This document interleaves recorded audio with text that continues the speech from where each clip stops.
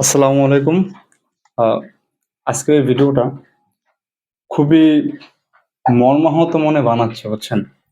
এবছর Dhaka board HSC পরীক্ষা নিয়া যা শুরু করছে তা আসলে বলার মতো না।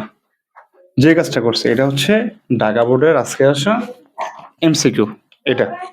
ঠিক আছে? এটা। আর এই যে এটা হচ্ছে শ্রীমঙ্গল সরকারি কলেজ মৌলভীবাজার কলেজের একটা এমসিকিউ প্রশ্ন। যাদের কাছে টেস্ট পেপার আছে তারা দেখতে পারেন। একেবারে একটা কলেজের প্রশ্ন হুবহু আজকে ঢাকা বোর্ড তুলে দিল। ঢাকা বোর্ডের যারা হর্তাকর্তা আছেন ওদের কি এতটুকু ক্ষমতা, মেধা, প্রজ্ঞা আল্লাহ তাআলা দেন নাই যে নিজের একটা প্রশ্ন তৈরি করবে?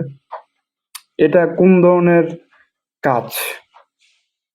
আপনারা এবার বলেন। এই কাজটা কি ঠিক হইল?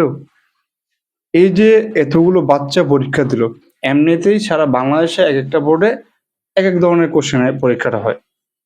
এর মধ্যে যদি আ এরকম একটা বৈষম্য তৈরি করে তারা, মানা যায়? তারা কেমিস্ট্রি পরীক্ষাতে ইলেকট্রনকে ঢুকাই দিল কোথায়?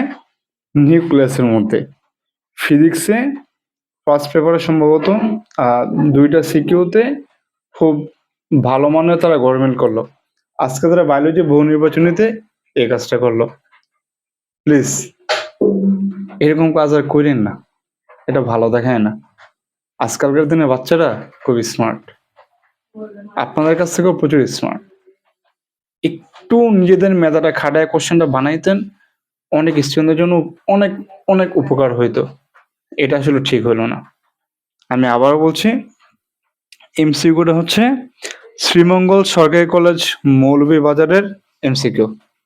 যাই হোক, ভালো থাকবেন। আপনাদের মূল্যবান মন্তব্য আপনারা জানাইতে পারেন কমেন্ট বক্সে। আসসালামু আলাইকুম।